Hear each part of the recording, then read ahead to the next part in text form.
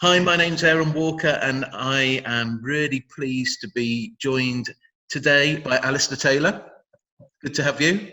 Thank you. Good to be with you.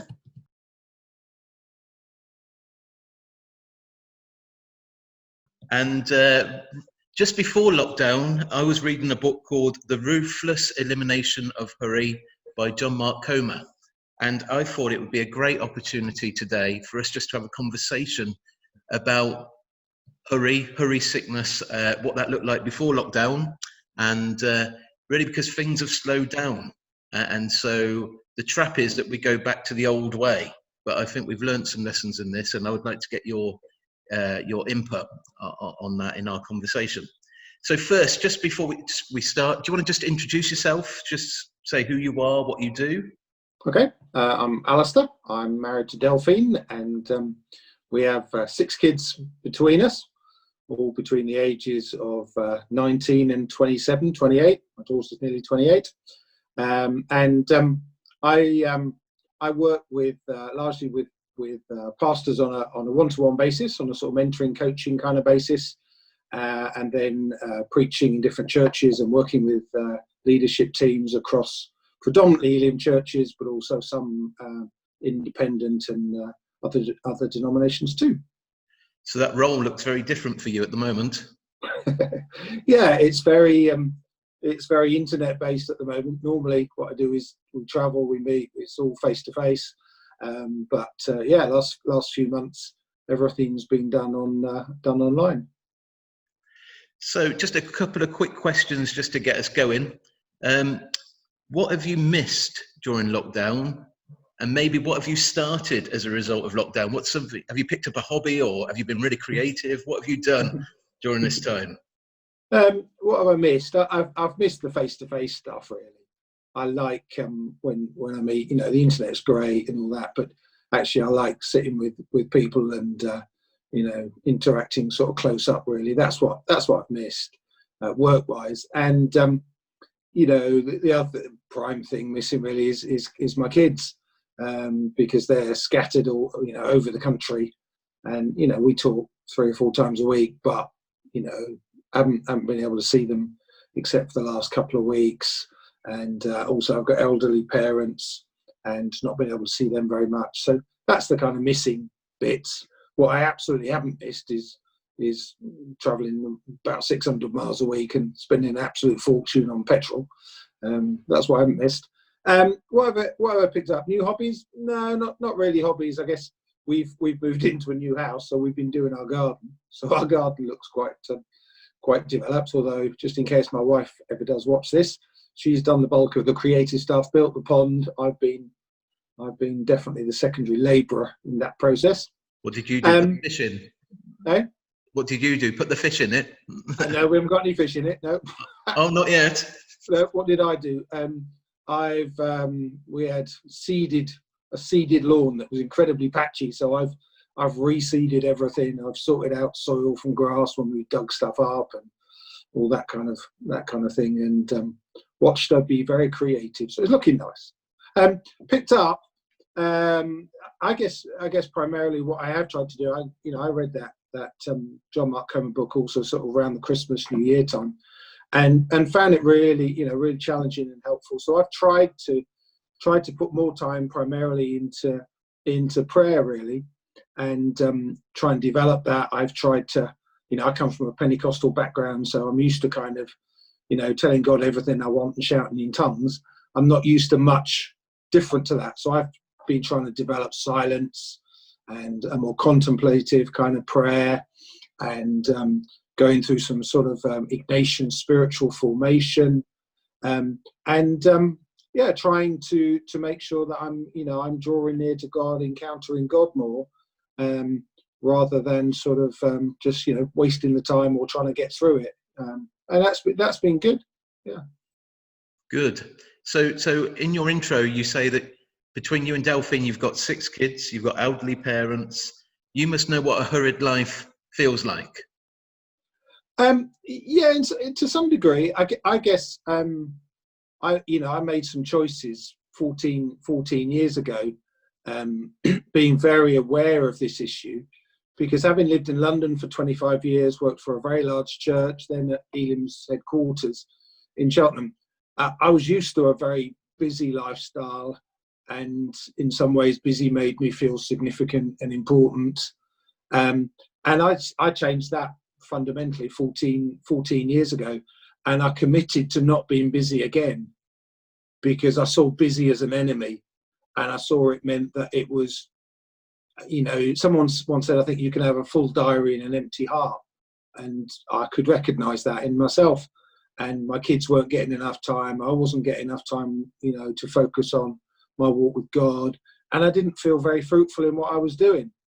And so this has been, this lockdown period has been really in some ways part of a 14, 15-year journey for me, where I've sought to, readdress my priorities, my values, my purpose.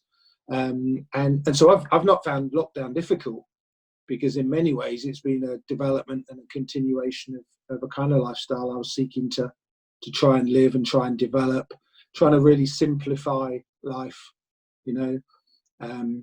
be less busy, say no to stuff, know what I really wanted to say yes to, and live a life that was, hopefully a bit more balanced.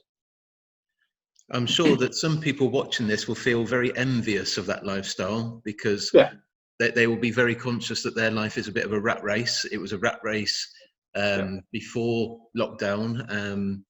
And so really what lockdown has done is it's caused shops to stop, schools to stop, churches have shut down, and people have slowed down considerably. I appreciate lots of people who were key workers and stuff are still at work and doing a fantastic job, but for a lot of people it caused them to slow down. One of the things that people are doing, Christians in particular, which isn't surprising, but it is in some respects, is that they're developing their spiritual life. Like you say, it's taking more time to pray and seek God and develop their relationship with Him. So why then is hurry such an enemy then of our relationship with God? What do you want to just explain a little bit more?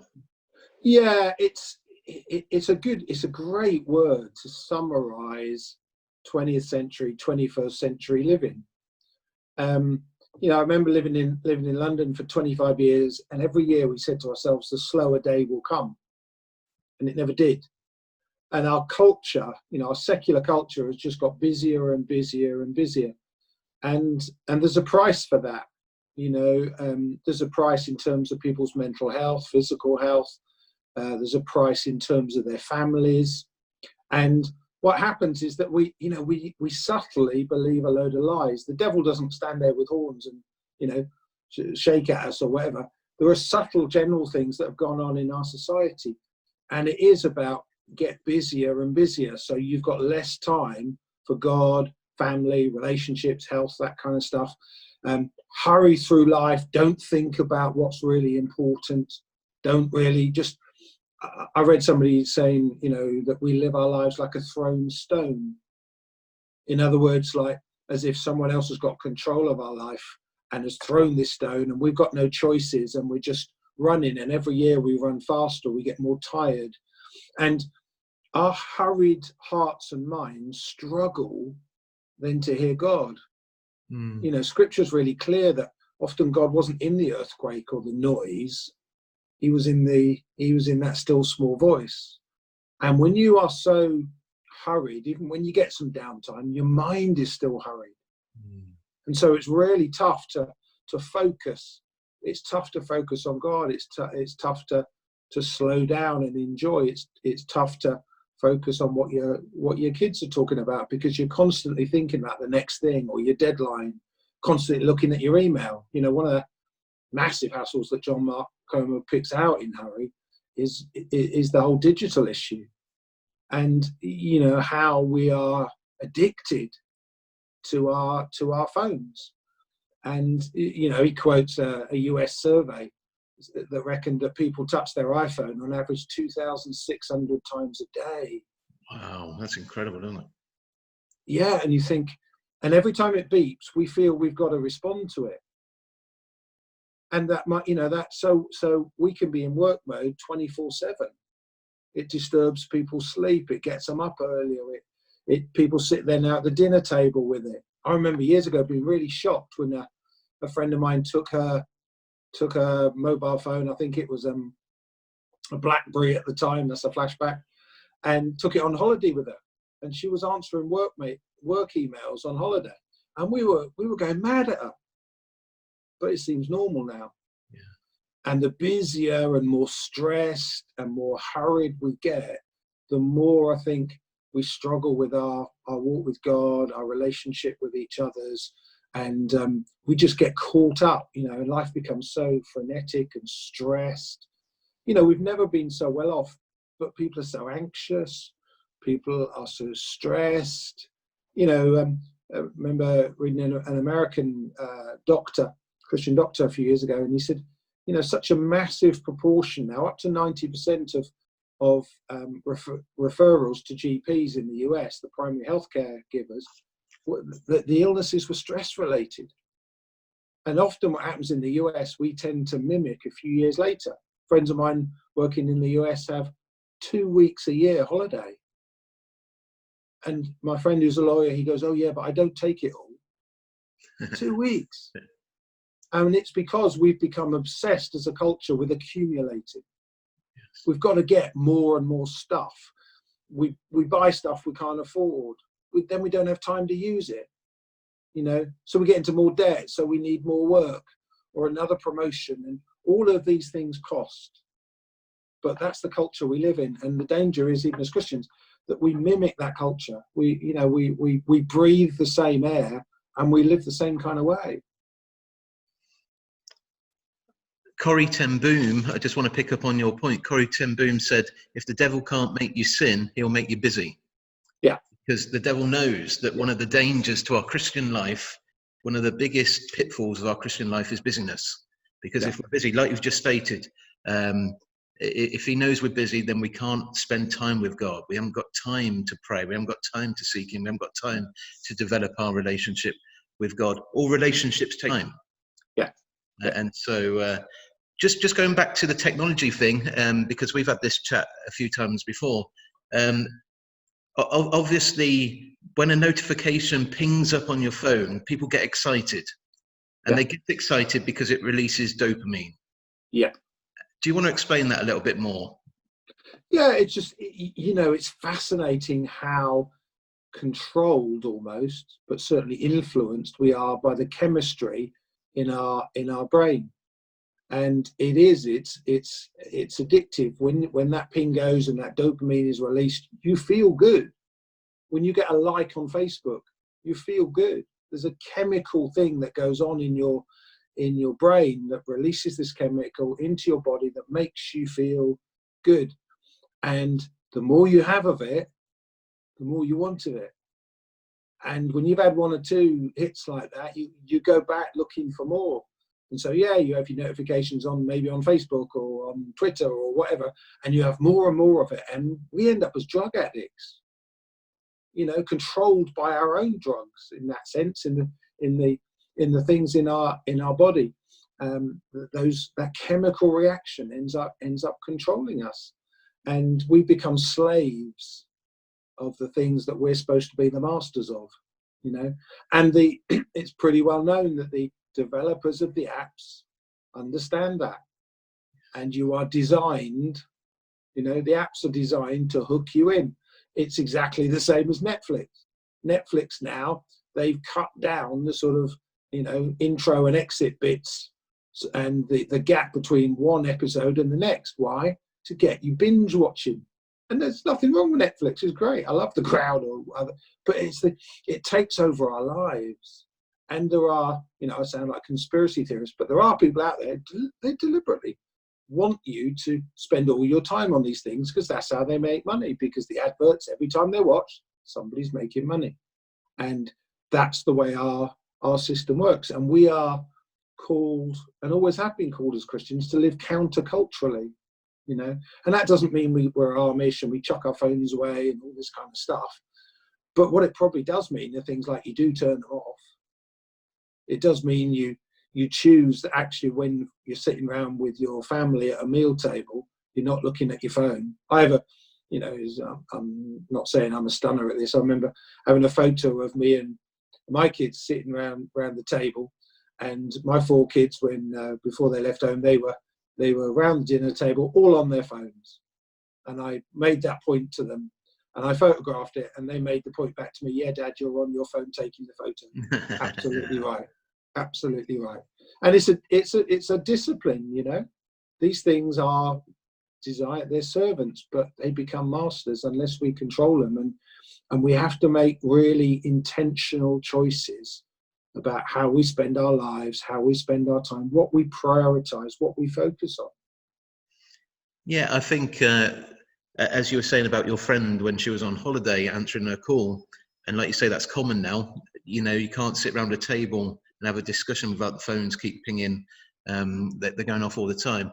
And what it does, and I'm guilty of it, you're guilty of it, we're guilty of it, we're trying to get better at it, but it distracts us from being present in the moment. Yeah. And what Jesus was very good at, actually, was being present in the moment. Yeah. And we see that. I'm reading through Mark again at the moment, the Gospel of Mark, and you know, Jesus was he wasn't distracted by things, he was present, and that's a place where we want to get to, I guess.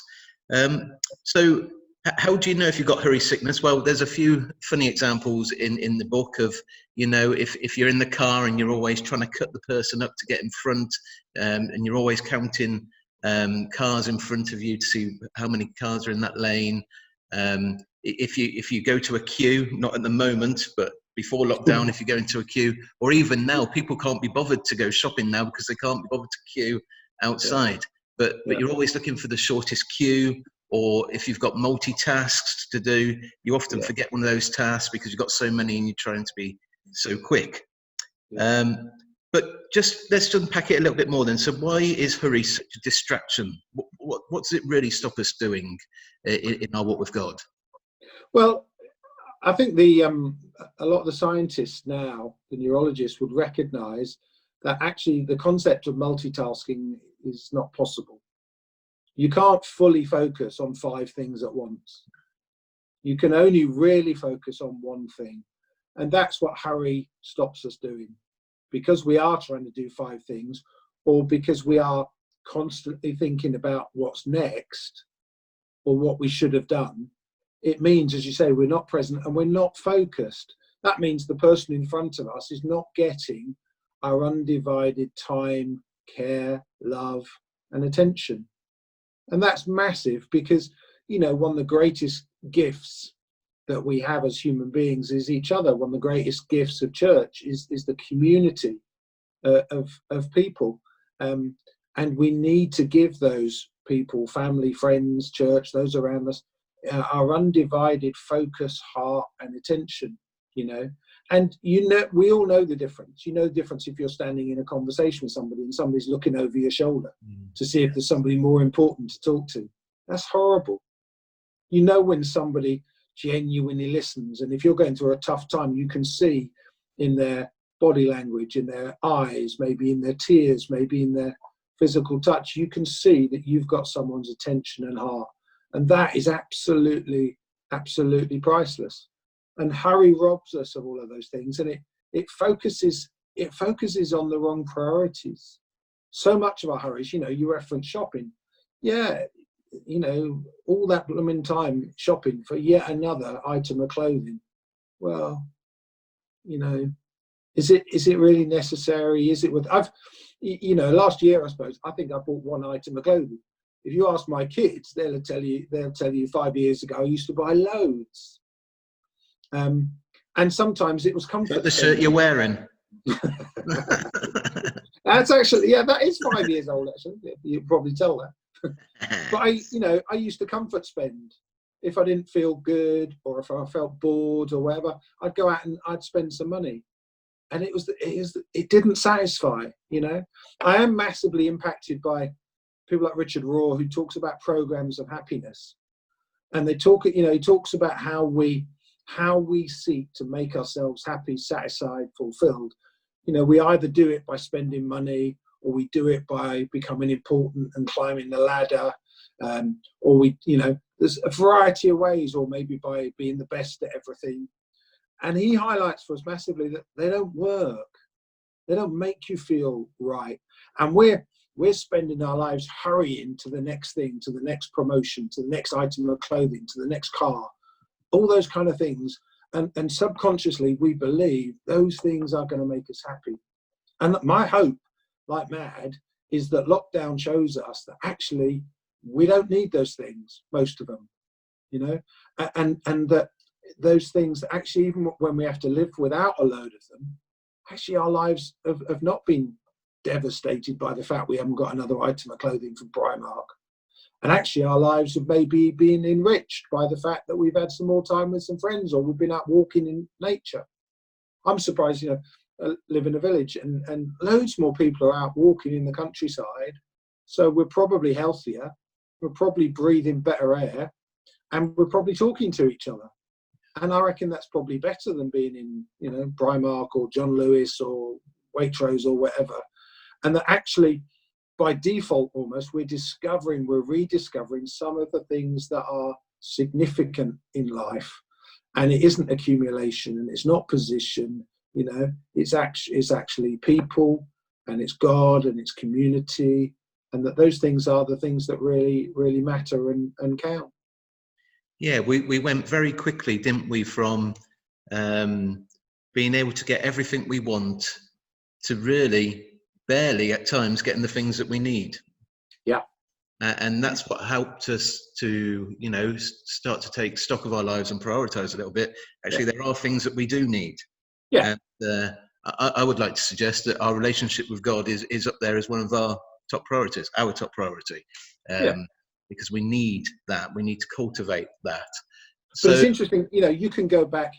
This isn't new. You can go back, hundreds of years. One of my favourite authors, Thomas à Kempis, in the 1300s, as a monk, he says, the eye is never full of seeing. In other words, we are never satisfied. And you can go out, and as you say, you can buy everything you want. Actually, you can't.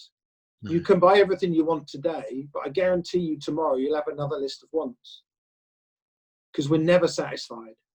And what lockdown is showing us actually is that we can be satisfied without those things. And that if we look at our lives before lockdown, all of the spending, all of the buying actually did not satisfy us. The thing that we thought was, must have, actually, we don't need it. So I think it's Comer that talks about, in fact, he quotes Mark Twain, and he talks about unnecessary necessities. And I like that. Unnecessary necessities. Lots of things, essential. No, they're not. Actually, they might be nice to have, they might not. But you've always, with all of this stuff that we chase, you've got to work out what it costs you. Yes. Because it costs you time to get it, time to look after it, time to worry about whether it's going to work or get stolen or whatever. And actually, if we simplified our lives and just went without a load more of this stuff, life would just be cleaner. Like our hearts would be purer, our minds would be less cluttered. Go out, breathe the air, walk the countryside. So, what's the solution then? If the solution isn't more time, yeah. Give us a couple of pointers. What would be a couple of solutions? Well, I think, we've talked before that I do think fundamentally each one of us has got to determine our purpose. We've got to specify, as Stephen Covey talks about, the big rocks. What is really important in your life? And when you've managed to work that out, and it's not that difficult, when you've worked that out, actually choose to put your time into those things. Choose to prioritize that. One of the other things you can also do is stop comparing yourself to other people. It's massive. He talks about hurry sickness. We might talk about comparison sickness. Where people are constantly talking, you're looking at all that neighbour's got a bigger, a newer car, or the neighbour's got a bigger house, or this or that, or you know, for the kids. You know, maybe somebody's got newer clothes than I've got. Actually, if we stop comparing ourselves with each other, because we never compare ourselves with people who've got less than us. We always compare ourselves with people who've got more, and therefore we're driven, you know, and we have to seek to accumulate and gather and get all this stuff. And I would say, so yeah, absolutely, work out your purpose. Second, choose to put your time, put it in your diary, the things that you say are important to you. Diarize those things. 3, stop comparing yourself with, you know, with other people. 4, make sure that actually you know the things that really satisfy. And your relationship with God, it's, you know, you think, oh, as a Christian, you're bound to say it, but it's true. It's one of the few things that is actually going to last. And one of the few things that actually is going to change you and enrich you. Now, I'm not pretending that's easy, because that needs spiritual disciplines, that needs people to set aside time and make choices, but they are worth the choice. You know, Jesus talks about giving us, you know, life to its full. I don't think most of us really experience that yet. You know, I think we experience life with a bit more help, but I don't think we've and it's because we're chasing the wrong stuff and we're putting our priorities in the wrong kind of way. So I would say, you know, do a bit of one of the things that I try and help people with doing is trying to develop reflective muscles. Look at your life.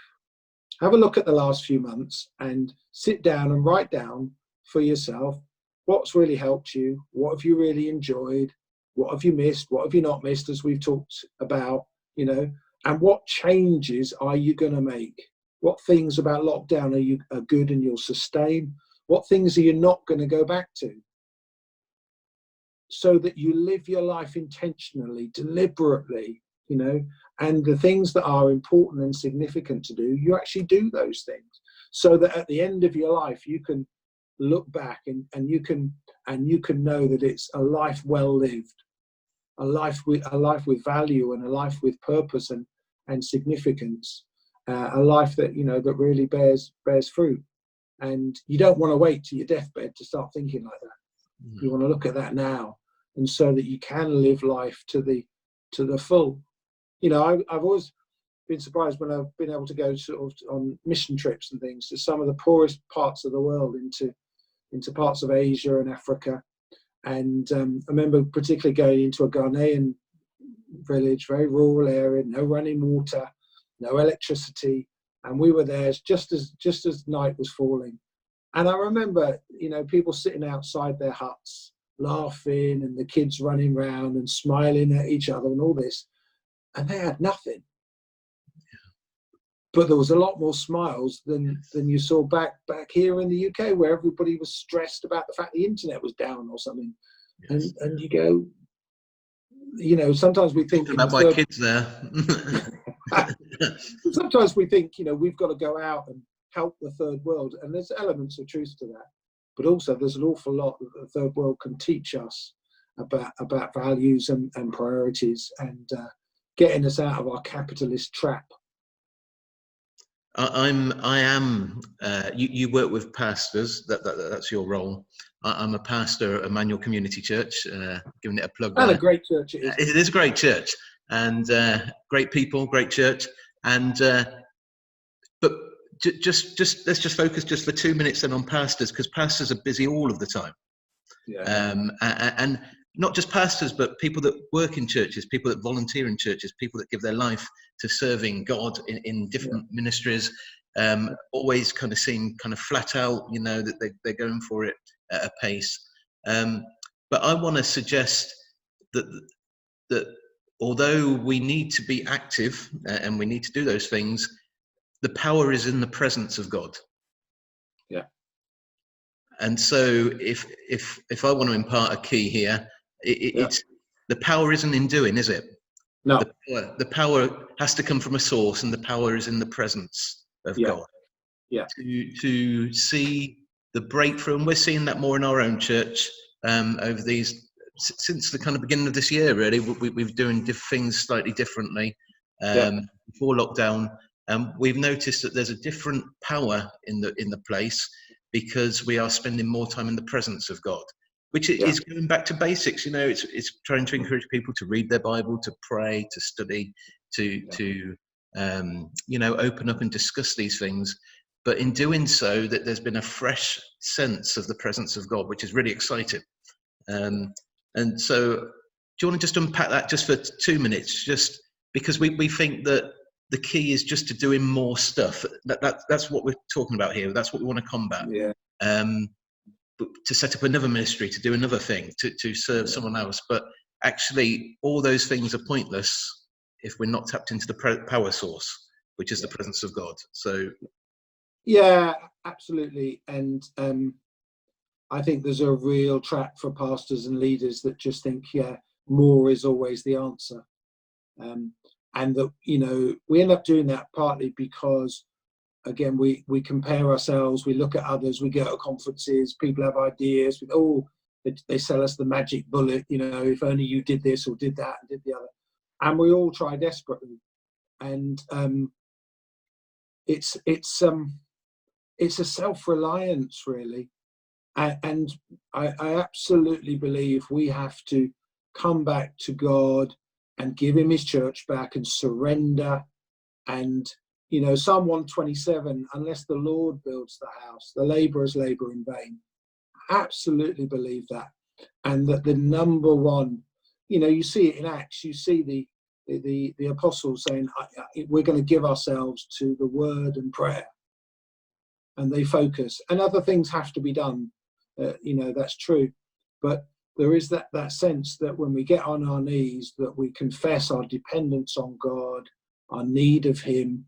And I do believe there's a lot of pointless activity goes on, and that we need to really think about that. And we need to put the big things in place again. And that is about the presence of God. And we all know that, sometimes you can spend hours, weeks and years trying something. And if God steps in, he can do it in seconds.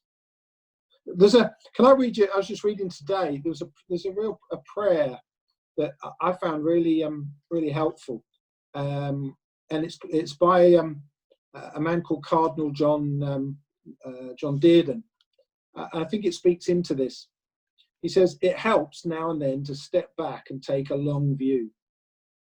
The kingdom is not only beyond our efforts; it's even beyond our vision. We accomplish in our lifetime only a tiny fraction of the magnificent enterprise that is God's work. Nothing we do is complete, which is a way of saying that the kingdom always lies beyond us. No statement says all that could be said. No prayer fully expresses our faith. No confession brings perfection. No pastoral visit brings wholeness. No program accomplishes the church mission. No set of goals and objectives include everything. It may be incomplete, but it's a beginning, a step along the way, an opportunity for the Lord's grace to enter and do the rest. We may never see the end results, but that's the difference between the master builder and the worker. We're workers, not master builders, ministers, not messiahs. We're prophets of a future that's not our own. This is what we're about. We plant the seeds that one day will grow. We water seeds that have already been planted, knowing that they hold future promise. We lay foundations that will need further development. We provide yeast that produces far beyond our capabilities. We cannot do everything, and there is a sense of liberation in realizing that. This enables us to do something and to do it really well. Wow. And it's that sense that there's a master builder, and we are the workers, and surrendering to God and seeking to be filled by God's Spirit and seeking to cooperate with what he's doing and seeking to see him build the house, him do the work. And if that means that after our time of prayer and in the word and seeking God, that a load of other stuff doesn't get done, then it doesn't get done. But unfortunately, often for pastors in the UK, the prayer bit's the last bit. God gets the dregs after the do it list is done. And we all know as pastors, the do it list is never done. Yes. And it's a priority issue, and it's a dependence issue, and it's a surrender issue, and it's coming to God and knowing if he don't build this thing, all there's going to be is Aaron's church, and it's not what we're going for. You know, we need to see the kingdom come, and there's only one person that can build that. Yeah, that's a great answer.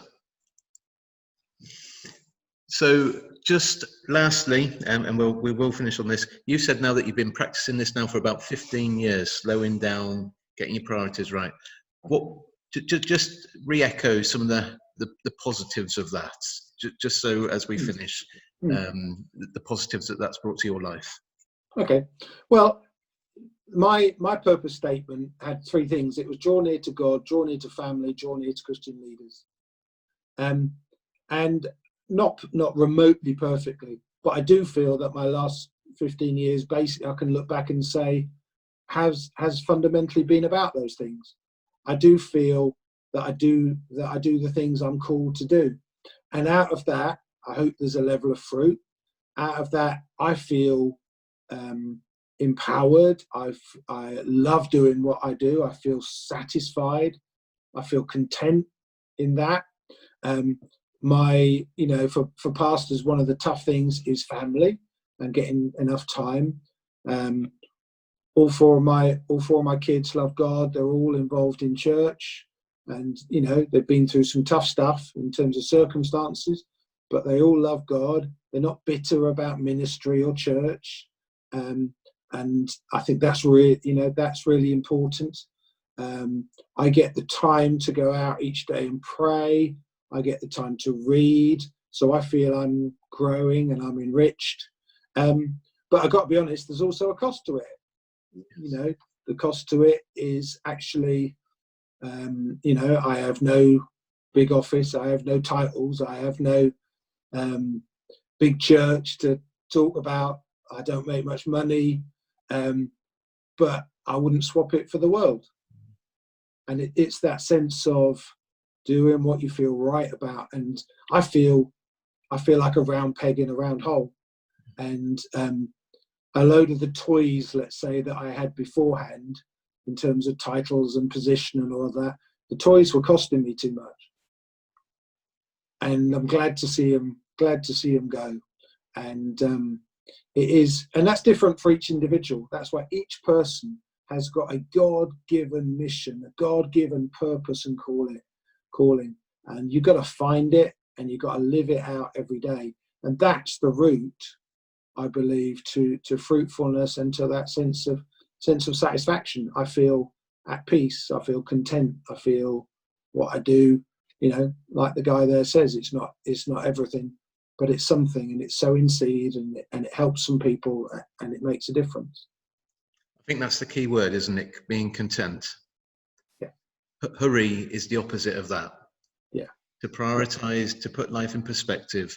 And that's our prayer for those that are listening and watching this video. We pray, and we would, during this lockdown, that you will be able to put your priorities in place, not rush back into the old way, but to seek to endeavor to put God first, build family into that, and serve God in the ways that he's calling you to do, and live life and enjoy life, but doing it in a way that's prioritized, so that we can all feel that sense of contentment too. Yeah, absolutely. You're a good man. Thank you, Alistair. It's been great chatting to you, and we'll see you again soon. Bye-bye.